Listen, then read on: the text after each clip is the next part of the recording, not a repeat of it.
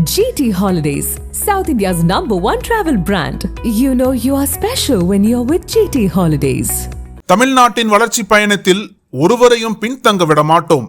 வெல்வோம் ஒன்றாக. Don pictures Akash Bhaskaran தயாரிப்பில் சுதா கங்குரா இயக்கத்தில் சிவகார்த்திகேயன், ரவி மோகன், அதர்வா, ஸ்ரீலீலா நடிக்கும் பராசக்தி ஜனவரி 10 முதல் திரையரங்குகளில்.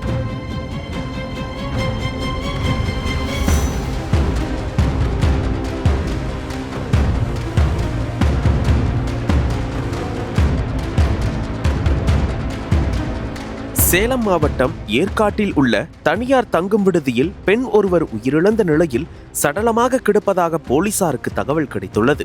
அதன் பேரில் சம்பவ இடத்திற்கு சென்ற போலீசார் இதுகுறித்து விசாரித்தனர். போலீசாரின் முதற்கட்ட விசாரணையில் அந்த பெண்ணின் பெயர் சாலா என்றும் அவர் தருமபுரி மாவட்டத்தை சேர்ந்தவர் என்றும் தெரியவந்தது.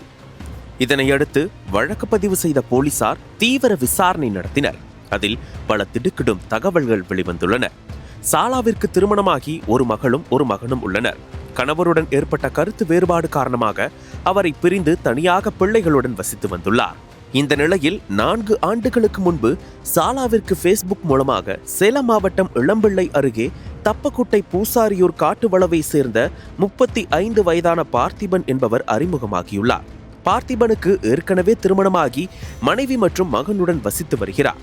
எலக்ட்ரீஷியனாக வேலை பார்த்து வரும் பார்த்திபனும் சாலாவும் ஒருவருக்கொருவர் செல்போன் எண்களை மாற்றிக்கொண்டு நட்பாக பேசி வந்துள்ளனர். ஆனால் அது காலப்போக்கில் இருவருக்குள்ளும் நெருக்கத்தை அதிகரிக்க பின்னாளில் அந்த திருமணத்தை மீறிய உறவாக மாறியுள்ளது.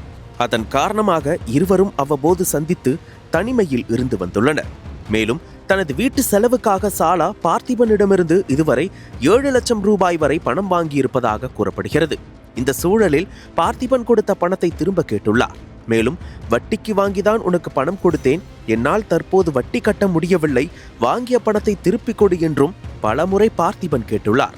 ஆனால் சாலா பணத்தை கொடுக்காததால் இருவருக்கும் இடையே அவ்வப்போது தகராறு ஏற்பட்டு வந்துள்ளது. இந்த சூழலில்தான் சம்பவத்தன்று சாலாவும் பார்த்திபனும் ஏற்காட்டில் உள்ள தனியார் தங்கும் விடுதியில் அறையெடுத்து தங்கியுள்ளனர். இருவரும் தனிமையில் இருந்தபோது பார்த்திபன் தனக்கு தர வேண்டிய பணத்தை கேட்டதாக கூறப்படுகிறது. அப்போது இருவருக்கும் இடையே வாக்குவாதம் ஏற்பட்டுள்ளது. ஒரு கட்டத்தில் வாக்குவாதம் முற்றிய நிலையில் பார்த்திபன் சாலாவை கழுத்தை நெரித்து கொலை செய்துள்ளார். பின்னர் அங்கிருந்து தப்பி சென்ற அவர் சேலத்தில் உள்ள தனது நண்பர் ஒருவரிடம் நடந்தவற்றை கூறியுள்ளார்.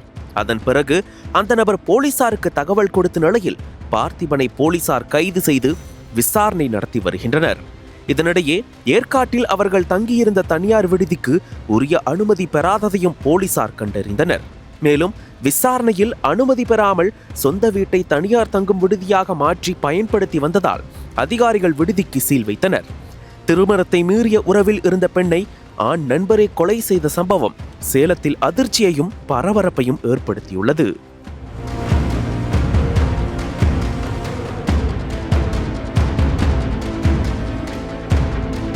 நக்கீரன் பதிப்பகத்தின் சிறப்பு வெளியீடுகள்.